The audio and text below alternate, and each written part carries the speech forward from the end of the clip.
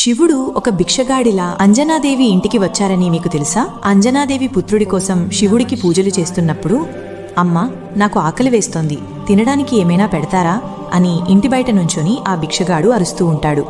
అది చూసిన అంజనాదేవి, సరే లోపలికి రండి అని పిలిచి భోజనం ఏర్పాటు చేస్తుంది. మీరు వెళ్లి చేతులు కడుక్కొని రండి అని అనగా ఆ భిక్షగాడు, నా జీవితంలో ఇంతవరకు చేతులు కాదు కదా, నోరు కూడా కడగలేదు, ఇప్పుడు కూడా చేతులు కడుక్కోకుండానే తింటాను అని మొండిగా కూర్చుంటాడు.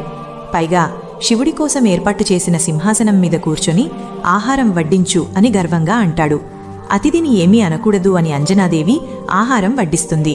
అతను ఆ భోజనం తింటూ నోట్లో నుండి కిందకు ఊస్తూ, చీచి, దీంట్లో ఉప్పు లేదు, కారం లేదు అని వంకలు పెడుతూ, నీకసలు వంట చేయడం వచ్చా రాదా అంటూనే అక్కడ శివుడికి పెట్టిన ఆహారం కూడా మొత్తం తినేస్తాడు. అంజనాదేవికి పట్టరాని కోపం వస్తుంది. అయినా ఏమీ అనదు.